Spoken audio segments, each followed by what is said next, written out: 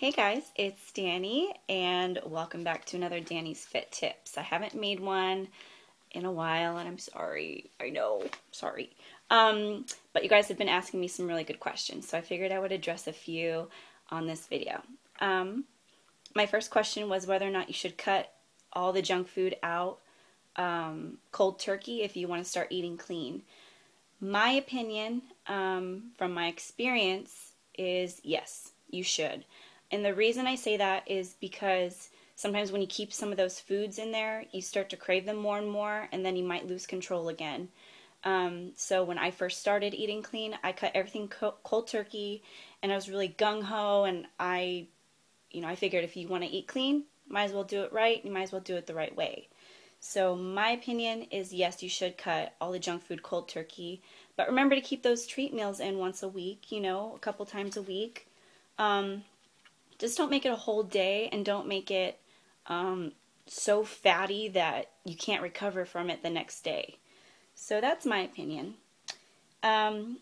Eating before and after a workout. I definitely recommend eating before and after, so there is no or in there. So get that out of your head that you have to eat before or and after a workout. No, you have to eat before and after. Before is to give you the energy, and after is to replenish you. So a really good pre-workout meal, which you should be eating food before your workout, make sure that you have a protein and a carb in there. So, chicken, some vegetables, and like a sweet potato. Really good pre-workout meal. Just make sure that you have your protein and your complex carbs, and of course vegetables. For after workout, I always recommend a shake, a protein shake, any flavor, any kind that you really like, and maybe an apple. Apples help you absorb the protein that you put in, so it's a really good post-workout meal.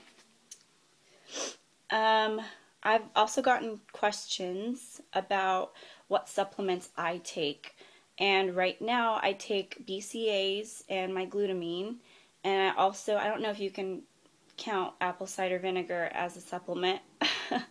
It does help you burn fat, so I guess so. I do a shot of apple cider vinegar in the morning before anything. Some people say to dilute it, and I don't. I know it's bad for my teeth, but I don't. So just scale it how you would. Try it out. It's kind of rough, but give it a shot. And I also take a fat burner. I want you to know that before you go and buy a bottle of fat burners, they aren't going to do a thing unless you're eating clean and you're working out consistently. I use them just for the caffeine in them and just for the energy boost that they give me. I don't use them as a miracle pill that's going to make me lose weight. Nothing like that. And make sure that you test a few out. So get some samples, because some of them will make you really jittery and kind of make you feel sick, and some of them are just about right, So just test them out and see which one that you like, and I wouldn't start off with more than one a day if you're just starting out, because those things are powerful. How to avoid temptations at night. This is something I have struggled with in the past, because you stay busy all day and you have all your meals in and you're doing great, and then you come home and you just want to binge the whole night, because you're so hungry, and you really don't have anything to occupy your mind anymore, because you're done with your plans with the day. My best advice would be, if you're thinking about cheating at night, to write down all your goals again, and to remind yourself, hey, are you gonna cheat and ruin this whole thing, or are you gonna stay committed and not cheat? Really, it's weighing out your options, and it's weighing out what you want the most. Do you want that cookie, or do you want to be fit? Do you want to binge and feel good for the moment, or do you want to suffer the repercussions the next day of feeling guilty and regret and you know, all those negative feelings. And I would prefer not to feel those negative feelings. I just want to know that I did the best I could and gave it my all every single day. So that's my advice, is just to write down your goals and remind yourself of why you started in the first place. And that should snap you out real quick. Calories, I don't count my calories. And the reason I don't is because it would drive me absolutely crazy to keep track of, you know, all my calories every single day. I go by Macronutrient Totals, which is basically grams of fat, grams of protein, and grams of carbohydrates. I think that this is a better tool, and you definitely want to make sure you know exactly what's going into your body. So Macronutrient Totals will definitely give you that. If you want to count calories, you can do that by Macronutrient Totals too. Yeah, I just don't count calories. I think it's just crazy. I don't know. What else? What I eat. And I can't give you my exact diet because it's written by Mary Schmidt from marysfitbody.com, my coach, who's doing my competition prep right now. And honestly, you don't want to be eating what I'm eating right now, and it really wouldn't work for somebody that wants to just lose weight. It's a competition diet, and it's much different than just eating clean and maintaining a healthy weight. So I can tell you the concepts of what I'm eating, but I can't give you my exact diet. I do eat 5 to 6 small meals a day.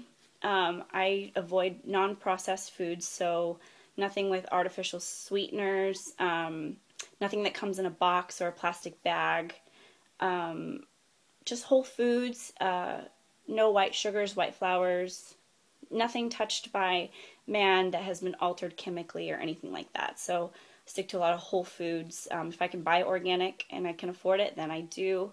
Otherwise, it's fine. And I got a question about treat meals too.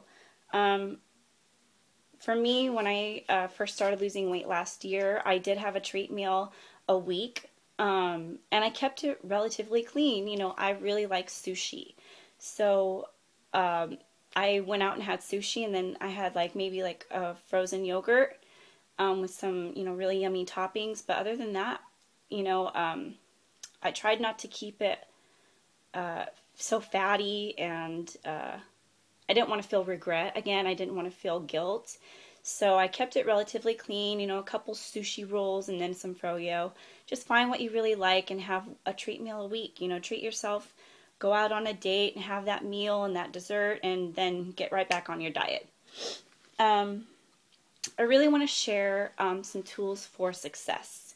And these are just things that have helped me out along the way and that I think are really beneficial to you tracking your progress. So the first one is Bodybuilding.com. When I first went on it, it was really intimidating, but it's a really great place to meet people in the fitness industry, be encouraged, and get that support. It's kind of like Facebook, but for fitness.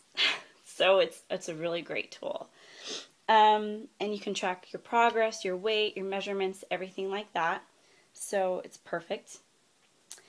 6-pack bags. That's just, it's like a cooler. And I have the 3-meal 6-pack bag. You can get them at sixpackbags.com, I think. I bought mine in a store. And then they have these huge ones that have room for 6 meals. And they're really cool colors, and it's awesome. And you need to be prepared and bring your meals with you. Fitness Pal. Fitness Pal is an app that you can also track your meals. And it'll give you your calorie intake, and if you want to track your calories that way. It also has macronutrient totals, and it's a great way to connect with other like-minded fitness people that are tracking their progress as well. And it doesn't show them what you eat, it just shows you, so it keeps you accountable. So I think it's a really good tool. The Polar Heart Rate Monitor. This is a polar heart rate monitor, and then it comes with a thing that goes around your chest, and it'll track your heart rate, and it'll track the calories that you burn. with all your personal information in it. So it's a really cool tool to track those calories that you burn while you work out. It's just kind of nice. You know, it's kind of a nice thing to know. And then definitely a good pair of shoes. If you run a lot, get a really good pair of running shoes. They say to replace your shoes every 500 miles or 6 months. Mine run out typically a little sooner than that because I'm constantly in them. But that is something that you definitely need. Just protect your feet, keep your posture good. Nothing beats a good pair of shoes. And it's extra motivation, you know, like, well, I get to go get some new shoes today. I have to for training, right? That's it, for training. But I hope this helps, and I'm sorry for the long video, but I just wanted to address some of these things because I think that they are important. And please keep tagging me in your progress pictures. I love it. I love seeing progress. So it gets me so excited and so motivated, and you know, I'm always there to cheer you on because we're all on this journey. It's just a matter of what point in the journey that we're on. So hope this helps, and stay tuned for more updates and for more Dani's Fit tips. Thank you.